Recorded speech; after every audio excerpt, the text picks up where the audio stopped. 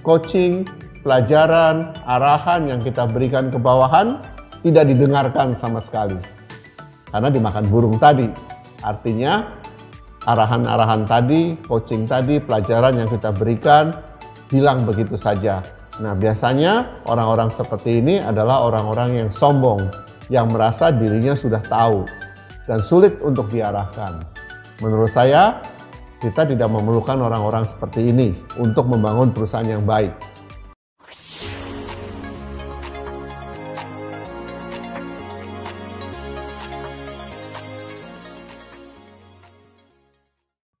Salam sejahtera Rich People. Selamat berjumpa kembali di Andal Growth Strategy.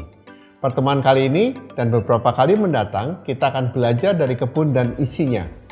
Banyak hal yang dapat kita pelajari dari kebun pada saat kita membangun perusahaan. Sewaktu saya kecil, sampai remaja, saya tinggal di kota kecil yang bernama Slawi. Salah satu kegiatan saya pada saat saya kecil itu adalah bertanam.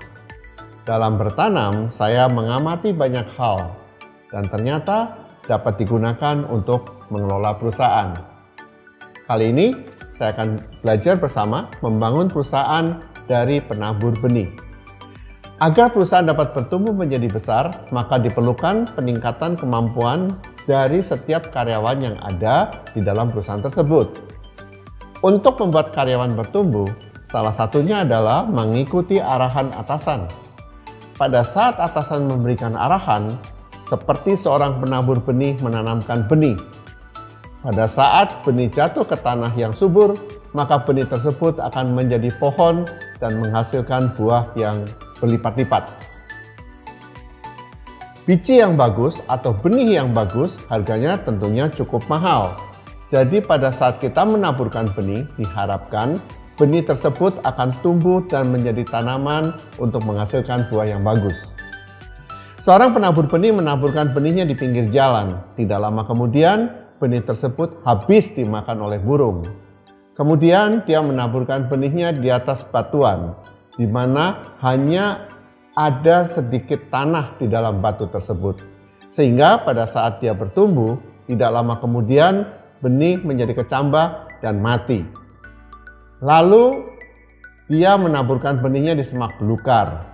Pada saat dia mulai bertumbuh, tanaman tersebut akan terhimpit oleh semak belukar dan akhirnya mati. Dan dia menaburkan benih di tanah yang subur dan bertumbuh menjadi pohon yang subur dan menghasilkan buah yang banyak. Pelajaran apa yang kita bisa dapatkan dari situ?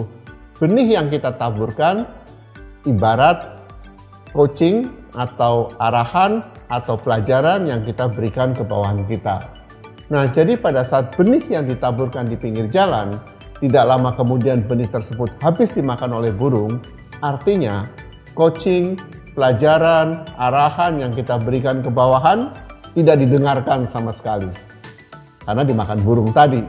Artinya arahan-arahan tadi, coaching tadi, pelajaran yang kita berikan hilang begitu saja. Nah, biasanya orang-orang seperti ini adalah orang-orang yang sombong, yang merasa dirinya sudah tahu dan sulit untuk diarahkan. Menurut saya, kita tidak memerlukan orang-orang seperti ini untuk membangun perusahaan yang baik. Yang kedua, benih yang ditabur di atas batuan di mana hanya ada tanah sedikit saja, sehingga pada saat dia bertumbuh, tidak lama kemudian benih yang menjadi kecambah akan mati. Kalau kita melihat bahwa orang-orang yang seperti ini adalah pada saat kita coaching, pada saat kita ajarin dia akan mendengarkan. Tapi pada saat dia mendengarkan, dia tidak melakukan apa yang kita perintahkan atau apa yang kita ajarkan kepada dia. Akhirnya pelajaran semua itu tidak akan menghasilkan sesuatu. Nah, orang yang seperti ini mungkin orang yang bebal. Mungkin orang yang saya nggak tahu, tapi dia tidak akan bertumbuh. Kita tidak bisa menggunakan orang seperti ini di dalam perusahaan. Yang ketiga adalah benih yang ditaburkan di semak belukar. Pada saat mulai bertumbuh, tanaman tersebut akan terhimpit oleh semak belukar dan akhirnya mati. Ini seperti terjadi pada saat kita mengajarkan orang, kita coaching orang, dia mendengarkan, dia menjalankan dengan baik, dan dia bertumbuh dengan baik. Tapi sekeliling dia, lingkungan di dalam perusahaan itu tidak terlalu bagus, sehingga teman-teman dia mempengaruhi dia. Ngapain lu kerja begitu? Kan lu gajinya juga nggak naik-naik juga. Ngapain lu begitu? Kan lu dikerjain sama atasan lu. Hal-hal ini terjadi dan masuk ke telinga orang itu, dan akhirnya orang itu tidak lagi produktif. Nah, kalau yang terjadi seperti ini, yang perlu kita lakukan adalah memperbaiki culture perusahaan. Semak belukarnya harus kita buang dulu di dalam perusahaan tersebut, sehingga akhirnya orang-orang yang bagus tadi, dia akan dapat bertumbuh dengan baik dan menjadi produktif.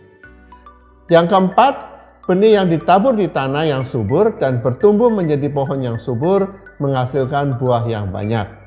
Orang-orang yang kita ajarin, orang-orang yang kita coach, dia akan mengikuti apa yang kita arahkan sehingga dia dapat berkarya dengan baik di perusahaan tersebut. Kita memerlukan orang-orang tersebut dan juga memerlukan tanah yang subur. Artinya di perusahaan kita harus membangun culture yang baik sehingga bisa memberi kesempatan orang-orang untuk bertumbuh di dalam culture tersebut.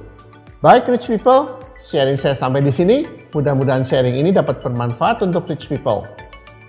Sampai jumpa di minggu depan.